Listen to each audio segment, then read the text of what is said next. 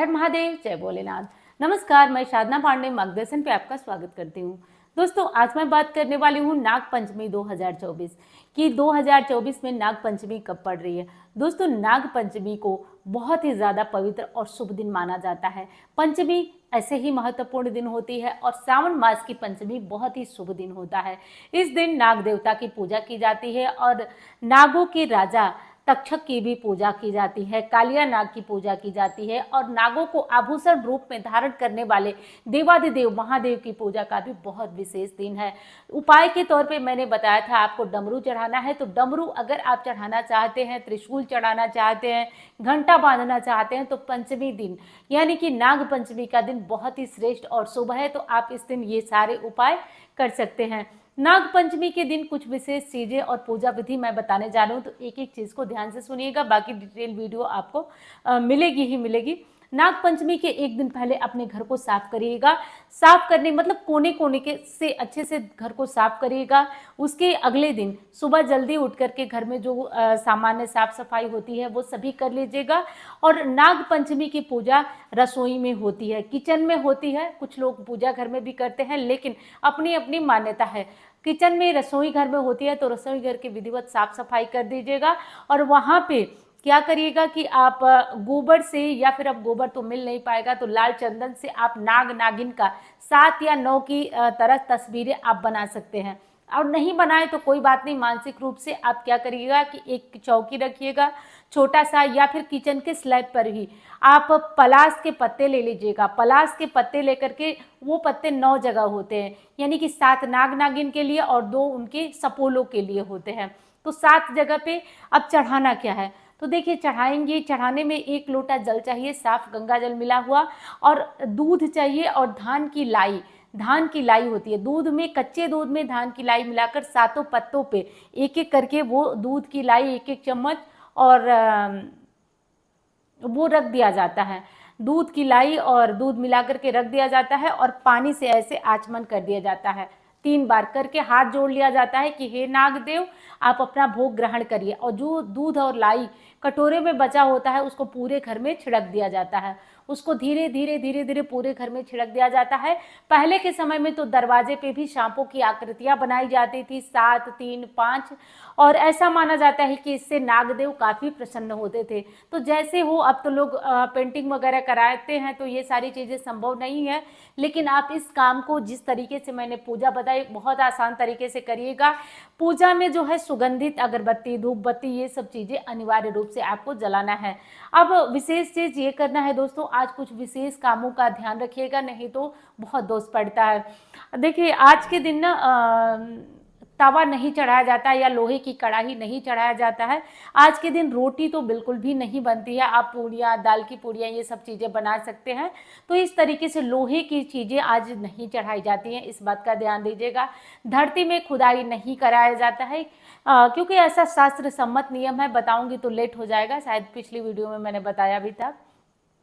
तो धरती की खुदाई नहीं करना है। और विशेष बातें ये है कि आज सुई धागा भी नहीं चलाया जाता है। तो ये सब विशेष बातें ध्यान रखिएगा। रोटी आज कदापि मत बनाइएगा।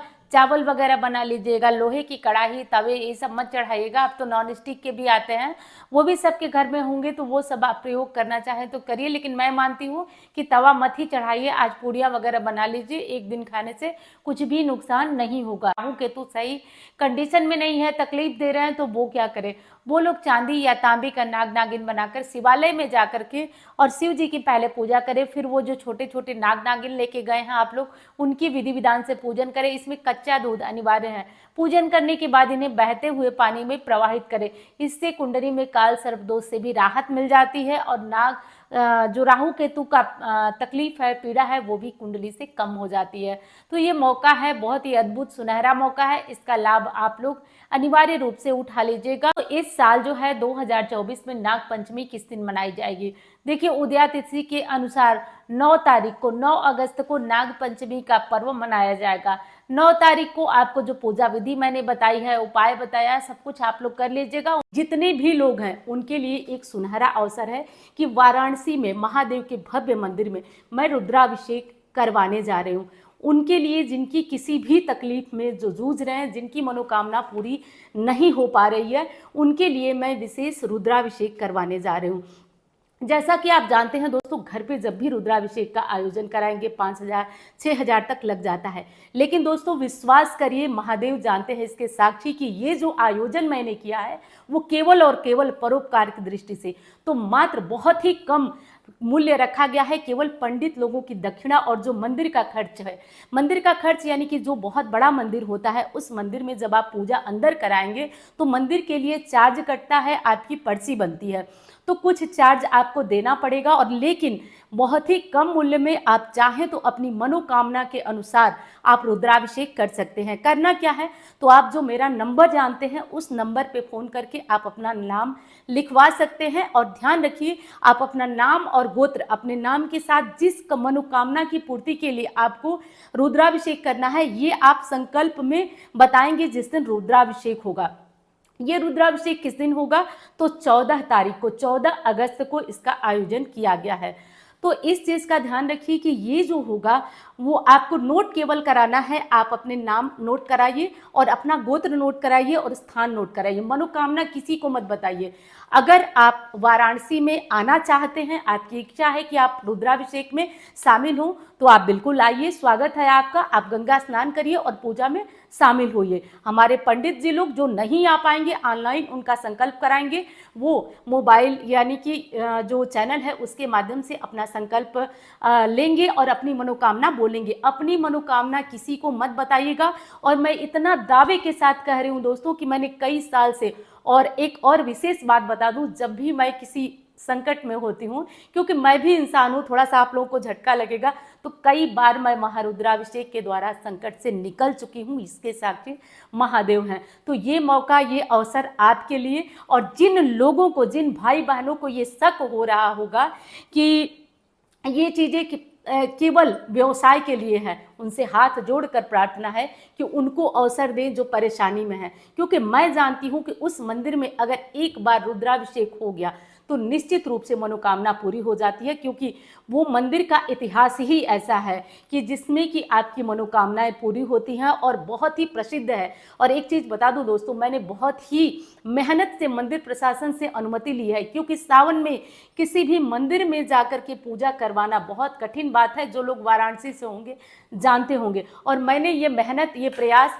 आपके लिए किया है। तो यदि आप करना चाहते हैं रुद्राभिषेक, तो आप मेरे चैनल पे जो दक्षिणा की राशि है पंडित जी लोगों को दूंगी, और आप लोग देखते रहेंगे कि किसके लिए कैसे रुद्राभिषेक हो रहा है।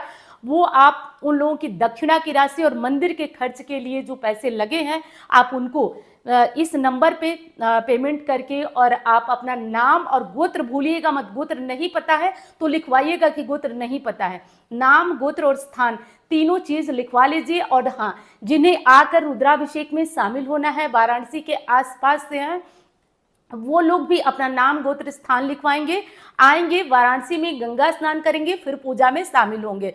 नाम पता जो है उनको 2 4 5 दिन पहले चैनल से पता चल जाएगा।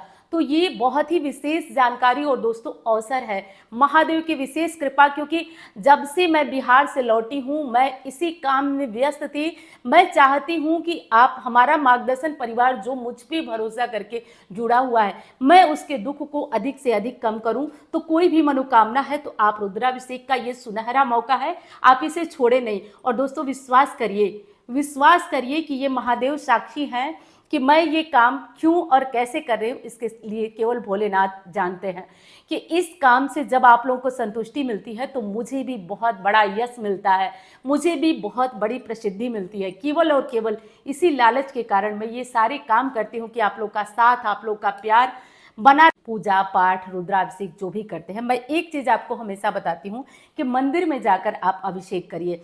क्योंकि दोस्तों उसका फल आपको 100 नहीं 1000 गुना बढ़कर मिलता है। इसी कारण मैंने ये आयोजन मंदिर में कराया है, और बहुत ही भव्य मंदिर है जिसकी मान्यता बहुत ही ऐतिहासिक है।